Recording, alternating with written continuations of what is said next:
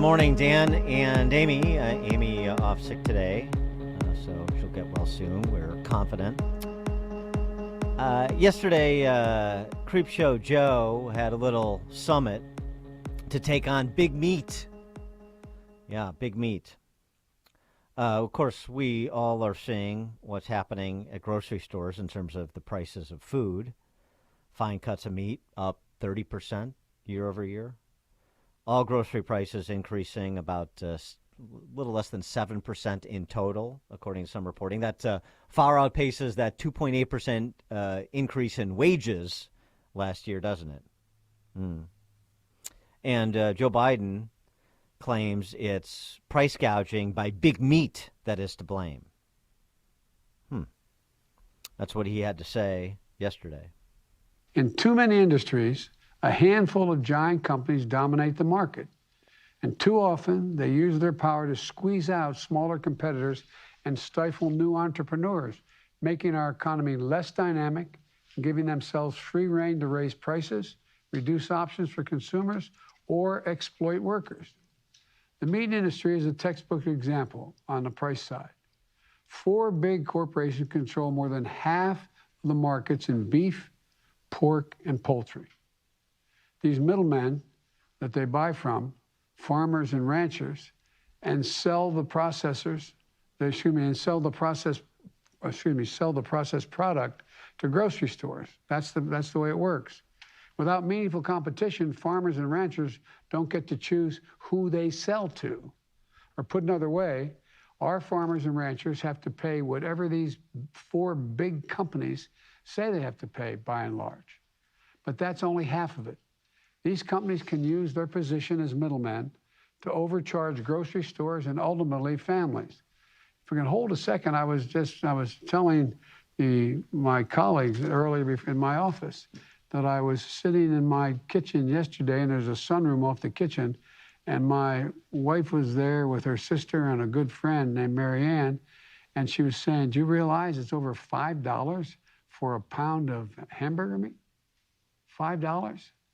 Well, this is partly, the pound of beef today costs $5 compared to less than $4 before the pandemic." And it's because of price gouging. I've said it before and I'll say it again.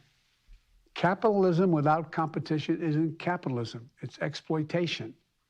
That's what we're seeing in meat and poultry, and those industries now. The big meat is exploiting people. So this consolidation in the industries, this happened just recently?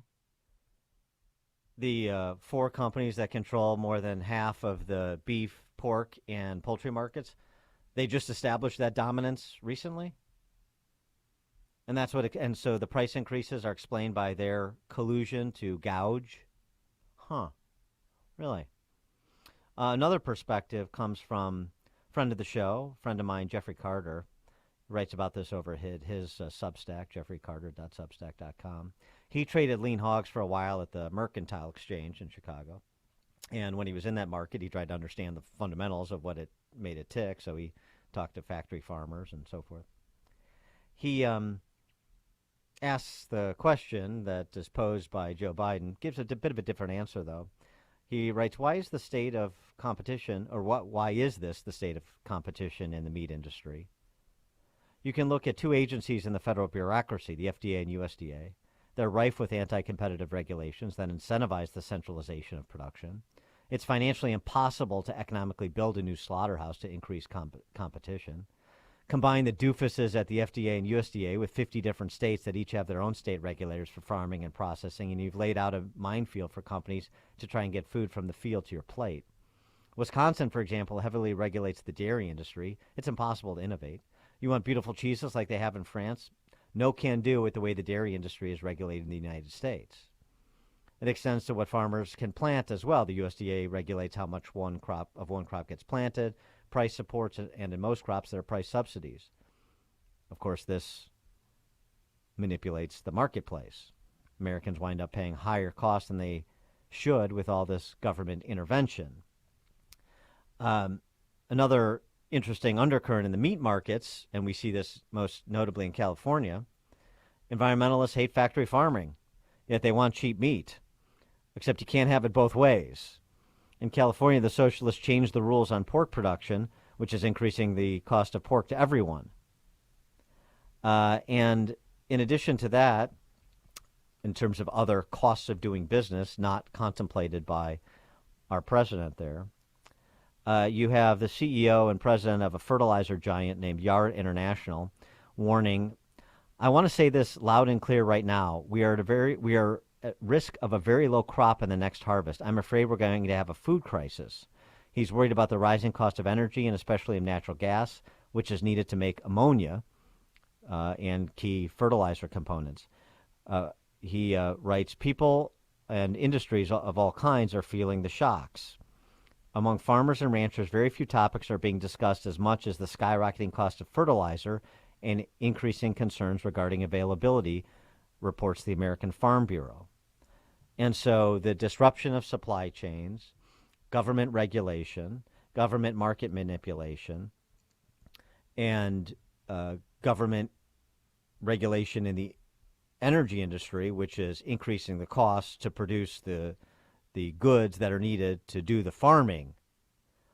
Maybe all of that has something to do with skyrocketing prices, in addition to the labor supply shortage created by these same people, these same central planners pursuing their same follies. Maybe that has something to do with this as well. Maybe it's not just this alleged consolidation in the meat industries that Joe Biden would have you believe happened overnight on his watch, and he wants to do something about it, like more price controls. For more on this, we're pleased to be joined again by Andy Puzder, Senior Fellow at the Pepperdine University School of Public Policy, former CEO of the CKE Restaurants, and author of Getting America Back to Work and It's Time to Let America Work Again. Andy, thanks for joining us. Appreciate it. Well, great to be here, Dan. Thank you. So is it Joe Biden who's correct that it's these evil big meat CEOs who are price gouging Ma and Pa America, or is it actually government policies that have brought us to this place and then exacerbated it in the last 2 years, and that is the proximate cause of the price spikes? You know, there's so much wrong with what Joe Biden said in the segment you played that it would take a couple of your shows to go through it all. I mean, let's first of all, I'm absolutely in favor of anything that we can do that will make American businesses more competitive. And as you pointed out, the major thing that you could do is make it possible for small businesses to operate. And small businesses can't operate, they can't compete with large businesses if they have huge expenses incurred to comply with government regulations. So if you've got to have a legal staff, or if you've got to hire outside counsel and accountants and advisors to get through the bureaucracy to run your business, if you're a big business, you can afford that. If you're a small business, you're not even going to make the effort. So if he wants to cut back on the extent to which government's involved in American businesses and harmfully involved, I'm not saying they shouldn't be involved at all, but to the extent that American businesses are overregulated, if he wants to do what President Trump did and significantly reduce regulation, then God bless him. I'll go for that. But think about what he said for a minute. What he said was there are 4 large meat suppliers who dominate 50% of the market. Well, let me say that differently. There are 50% of the market is dominated by small businesses. You've got 50% of the meat market with people competing with each other, and you've got 4 large meat suppliers also competing with each other to try and grow their market share. So you've got 4 large suppliers and a number of smaller suppliers that control 100% of the market. And the only way that they can increase their share in the market is by, 1, selling more product, which requires either better quality, better service, or lower prices. So you have competition. We have a lot of competition in with respect to people that are supplying meat to the market. The problem isn't that we don't have competition. I mean, obviously these 4 are competing with each other, and they're competing with the smaller suppliers. The problem is the expenses of running those businesses have surged under the Biden administration because, 1, people aren't working. If you don't have people to sow the fields or harvest the crops or take care of the livestock, you're gonna slaughter your cattle if you don't have people to help you take care of them. But when you do that, you have to sell them. That normally would drive prices down initially, but once the cattle out there, that's going to drive the price up, and that's where we are today. We're at a point where there aren't enough cows, there isn't enough feed, there's not going to be enough fertilizer, and if he addresses this problem by trying to attack American businesses that are already competing to try and provide good prices, good quality, good service to their customers and to consumers, then he's going to exacerbate this problem, which is exactly what happens whenever government collectivists, people like Biden and the Democrats that are now running our government, are in control. This is what you end up with. You end up with bad decisions on a collective basis, which would have been really dealt with much better by the businesses that are actually involved in this process. So, just virtually, I can't think of anything that Biden said with which I agree, other than the prices are way up. He has no idea why they're up, and he has no idea how to get them down. Well, right, and there's also sort of the arbitrariness of it, right? He's very concerned, as is the left, about consolidation in the meat industry, not so much the tech industry. He's very concerned about big oil, not so concerned about big banks. It's all very constituency driven, isn't it? It is, and like you and his underlying assumptions are just generally so wrong. How can you solve a problem that you don't understand? And this is a guy who's been in government all his life. He's surrounded by Keynesian economists who if it works on a spreadsheet, they think it works in the real world. He doesn't have people around him who have actually functioned in the real world, and he's making terrible decisions. Well, and the other matter here, too, and you touched upon it, is labor supply. And this is a guy who also believes the government can set wages by fiat. And so $15 minimum wages or subsidizing people to not work, as we went through last year for an extended period of time. And, of course, those costs are passed on to the consumer as well, whether it's at the grocery store or at a restaurant. That's absolutely right. And by the way, the $15 minimum wage today would be meaningless. I mean, you can't find a place that isn't hiring people for $14, $15, $16 an hour. So America, you got the $15 minimum wage. How do you like what it's doing to prices at the grocery store? How do you like what it's doing for prices at a restaurant or at a Costco? Prices are up everywhere because if you increase labor costs and there's high demand for products but low supply, you're going to end up with significant price increases. And this is what we're seeing. You mentioned it earlier. We've had now 7 months in a row where the rate of inflation has exceeded the rate of wage growth. We've got tremendous wage growth, but everything costs more. So wages are worth less. It's the difference between what they call, economists refer to as nominal wages and real wages.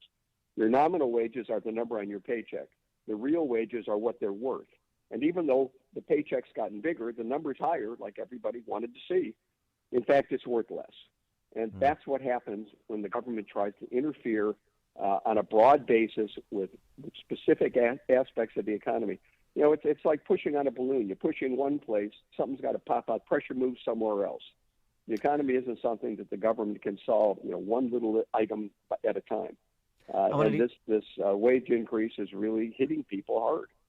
I wanted to get your take as a former CEO of a significant restaurant group. Of course, like New York, like L.A., Chicago, and Cook County have now gone to Vax Pass mandates, so you can't go to a restaurant unless you show proof of vaccination. Mayor Lightfoot of Chicago said she is hearing from businesses thank yous, plaudits from businesses, because this will ensure they have a safe environment for their patrons. Is that your sense of how restaurateurs and other businesses will react to this? No, the restaurateurs wanted to make sure that they had a safe environment. There's nobody stopping them from checking to see whether people have been vaccinated. This isn't something that the government had to require. You certainly have the right to ask people if they've been vaccinated, to make them show you their vaccination cards when they go in. So businesses would have been choosing this on their own if they thought this was the way to drive business and to make sure that their customers were safe. I live in Tennessee, and nobody here has asked me to see my vaccination card since I was first vaccinated last January, a year ago. So and I went to New York, and of course every restaurant I went to, you had to show your vaccine card, every gym.